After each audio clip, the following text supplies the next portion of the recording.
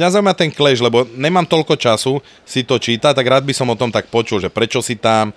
To bylo vlastně nějak, že mě oslovil Lesy, jestli tam nechci mít zápas a já jsem vlastně viděla, že ten clash je hodně takovej známý a řekla jsem si, že proč ne, protože zase mi to udělá nějaké jméno, chytnu nějaké sledující, to tamto, což to se v dnešní době hodí a plus tam jsou úplně jiné peníze, co se týče jakoby za zápasy, že tam jsou úplně jiné peníze za zápas, tam beru vlastně. Takže to se taky hodí. Jakože jsou tam prostě různí zápasníci, zápasníci, prostě takoví ti lidi, jako skáčou tam po stolech, nadávají si tam, hážou po sobě vodu, já nevím, mouku, všechno. Minulej clash tam po sobě házeli i hovna, jo. A jako takové věci, ale to mi přijde furt menší zlo, než to, co jsem měla s tou Dostalovou, protože oni po sobě něco hodí, je to show, dobré, tečka. Ale ona po mně jede, i když nejsme v kleši, ale jako dobře se mi dávala, ona byla úplně hotová a ve druhém kola ona už vůbec nemohla, ona tam úplně plazila po tom pletivu se plazila. Já jsem už potom rozbila nos, že jí tekla krev a jí to najednou úplně to, jakože a už byla mimo. No a potom najednou jsem jí prostě dala nějaký direkt a ona spadla na zem, teď tam ležela na zádech a nic.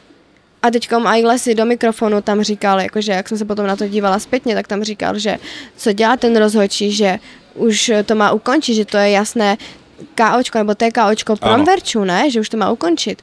No a on ji tam nechal půl minuty ležet, ona tam ležela, úplně rozplácla. A vlastne oddychovala. Ale neviem, že či by som sa ja už nehal nahovoriť na nejaký clash alebo niečo takéto.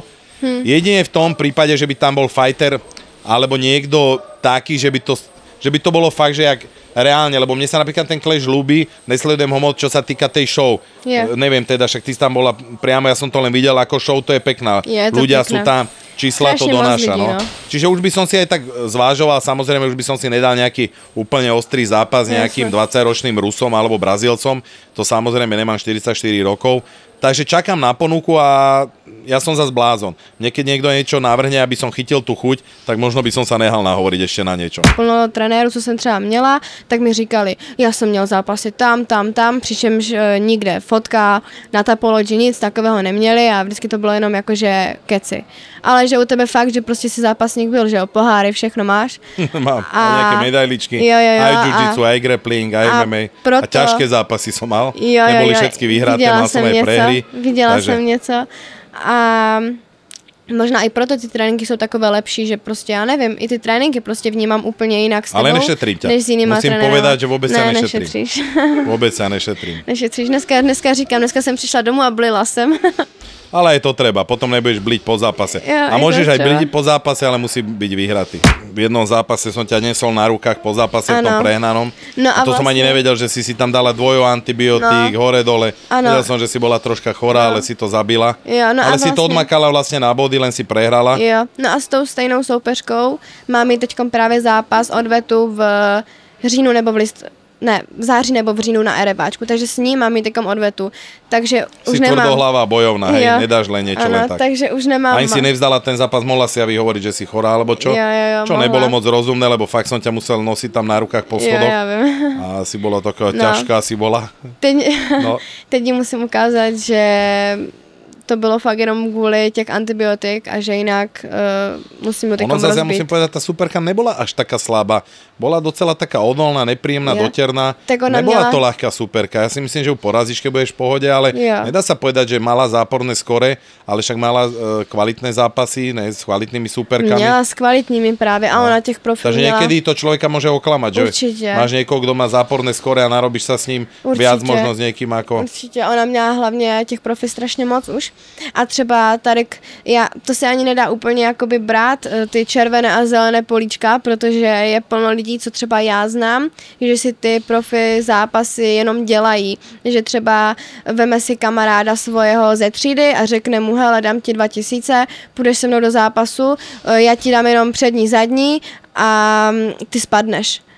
A budeme oba dva spokojení. Ty budeš mít peníze, já budu mít vyhraný zápas. A takových lidí znám několik. A právě to mě na tom sportu štve, no, že to je takhle a potom ti lidi, kteří se v tom úplně tak nevyznávají, třeba příklad jak my, že v tom MMA prostě jsme, tak si potom řeknou, Ježíš, on je dobrý. A potom na někoho, kdo má červené, zelené políčka, tak si řeknou, Ježíš, to je sračka. Teďko mám mít v září mistrovství světa, to bude poprvé teďkom v Česku, to je v organizaci VMAC, tak tam mám vždycky strašně moc zápasů, já nevím, minule jsem tam byla třeba v 17 disciplínách nebo v kolika, jakože jsem vyzkoušela všechno. Light contact, full contact, light kick, kick light, já ani nevím, jak se to jmenuje. Prostě jsem to ze srandy zkusila, protože to je podobné, tak jsem si řekla, OK, budu to umět, tak jsem to prostě zkusila. Měla jsem tam několik zápasů po sobě. Fakt, že já jsem tam už brečela prostě, to bylo fakt, ale že hardcore. si opasky, kadejaké, Donesla jsem opasky, ale bylo to jakože fakt, to bylo těžké. Takže jako těším se i netěším, protože si říkám, že to zase bude takovej schon, ale jako inak dobré. Možno aj veľa ľudí ťa za to nemá rado, že si taká cieľavedomá, ideš si to svoje, podceňujú ťa a tak ďalej, ale zase za mňa, že si mala v 2020 vlastne to zranenie a odtedy si urobila kus roboty, kus zápasov. Oni jsou lidi strašně nenávistní. Oni, když vidí, že se někomu něco daří, tak oni mu nepřejou a vadí jim to. A toto je prostě většina. A to mě právě mrzí, že jsou lidi takový, že nevím, no a tak to už tak prostě je. Ty si prajná osoba? Že či praješ tým ostatním úspěch, těšíš se, gratuluješ jim? Jo, určitě, já mám vždycky největší radost, když ostatní mají radost. Že z toho se vždycky nejvíc těším, no. To je pekné ináč, to by som nepovedal. Jo, určite. To si taká tichá ináč, kým dojdeš dole hlava, ideš si, ale človek, keď ťa zase pozná, už sa rozpráva, že je to iné, ale možno tak pôsobíš, vieš, že tí, čo ťa nepoznajú, tak ťa možno berú takto. Aké to je vlastne byť profi športovec a nejak stále ostať tou babou, tou vlastne nejakou jemnou ženou, hej, jak si ty pekná baba, síce nebudem ťa tu moc chváliť, aby niekto potom mi nedal po hlave doma. Musíš byť profi športovec, byť v tej telocvični, mať to nastavenie a tak ďalej a potom nejaký ten súkromný život tej ženy. Aké to je? Je to ťažké, alebo vieš si s tým, baví ťa to takto, alebo jak si na tom? No, tak mě to baví, protože já, jakoby ty profi zápasnice, většina jsou takové, že oni se už potom stanou jakoby těma chlapama, že mají takovou tu muskulaturu, jakože prostě, že mají takové ty svaly a prostě mají takové postavy a prostě potom už i vizuálně tak začnou jako nějak vypadat, neříkám všechny, ale jakože hodně jich je takových, já se mezi takovýma babama pohybuju hodně. No a já bych tak třeba nechtěla někdy vypadat, já prostě furt vypadat jako holka. Judy, ne. Já chci furt vypadat jako holka a prostě jako pěkná, jako dejme tomu. No a tak protože já ještě aj dělám jakoby ten modeling a příští rok chci jít na Miss, přišla mi tykom nová pozvánka na nějakou do takže světa. Takže aj to bojuješ.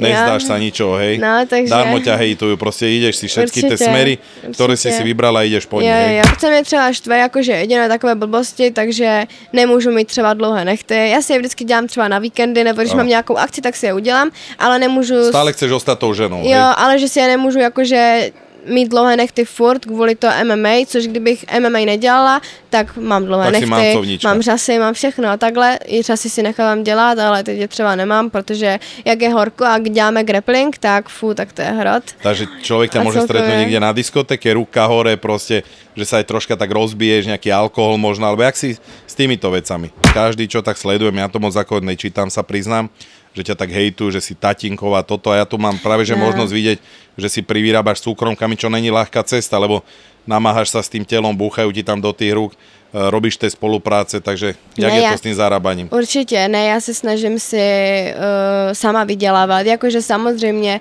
mě podporuje i taťka, když třeba jedeme do Itálie na zápas, nebo tam jedeme na zápasy, ale to většinou ty zápasy vymýšlí i taťka, protože my tam většinou uděláme dovolenou, tak veme sebou mamku a já si tam jenom udělám zápas, ale jakoby takhle si vydělávám, jakože snažím se vydělávat sama, příklad na to mám tady byt, bydlím tady, tak si snažím vydělávat na ten byt, příklad těma soukromkama nebo prostě různýma těma spoluprácema, že jo. Čo vraví maminka, keď ťa vidí polonáhu na fotografiách, podporuje ťa alebo krotí? Mala niekedy pripomienku, že to už bolo moc? Mamka, tak to je úplně všechno jedno, to je jedno, i kdybych si založila OnlyFans, ta to vůbec neřeší, já si prostě dělám, co chci a mamka mě ve všem podporuje, ona mě nechává, ať si dělat, ona mi věří, že prostě mi věří. Dôvera tam je, hej, medzi vami. Mě moji rodiče ve všem... Ako strašne veľa otázok ti dali, normálne som bol, ale však to je super. Mě moji ve všem podporujou. Rodičia, hej, obidvaja, že nemajú s tým problém. Čiže aj otec ťa nejak nesekiruje za to, že prdelka tam je, alebo ne, čo? taťka mě taky v tom podporuje, říká, že tak trénuješ, vypadáš pěkně, tak jakože co je na tom, že se prostě vyfotím, on to nebere nějak, vůbec. Všetci nás brali jak potkanov nejakých, ne? Že sme zápasili barzde v pivniciach porad. Nikto s tým nešiel ako keby vyloženie za tým, že teraz budeme hviezdy alebo čo. Aj na to Ekrelina by som si veril. Čo som videl posledný zápas s tým Brožom, však on tam iba pinkal prednou rukou, došiel som do rohu a tam už ste ma čakali vy a že držubu, už iba ste si tak klekol, pozrel ste sa, dal ste mi facku a že to je nič, že to bude dobre. A potom ste mi hovoril, ne, že to kolono bolo úplne bokom, že to tam trčalo. Ale vyhral si. Keď to môžem urvať, tak ja to urvem. Dokud tam neskočí rozhodca, tak to lámem. Aj keď prehrám zápas napríklad, tak ona není taká, čo ma bude chlácholiť, že nevadí. Bolo to dobré, ne, ona hnedka, že to čo bolo, že na čo chodím na tie tréningy, prečo som dvakrát denne v gyme a tak ďalej. Niekedy mňa zjebala, no. No, ona všetkých. Potom by som ťa zbil za to. Ja by som vedel stále zápasy, keď som zdravý, že nemám zranenie, ja by som vedel stále. Že každý týždeň o víkendu som mal zápas, ať už to bola K1, ať už to bolo MMA. A do tých zápasov som chodil vyložene s tým, že buď ho knockoutujem, alebo keď padnem ja zem, asi to prehrám. Ja keď som zranený, tak ja to radšej nikomu nepoviem, len aby sa ten zápas nerušil, že potrebujem to. Podali sme si ruku a asi v 3. sekunde mi dal spinning back kick hnedka na hlavu, padol som na zem, ale vyloženie, že v boxerskom zápase ja nepoznám človeka, s ktorým by som si nedal zápas, že s hocikým. Ja milujem, keď oni mi dávajú že cudzincov, že teraz v poslednej dobu sú to stále Nemci, keď im ešte môžem popraviť toho čáva pred nima, tak je to také príjemné, že sa tak pohľadkám to egičko.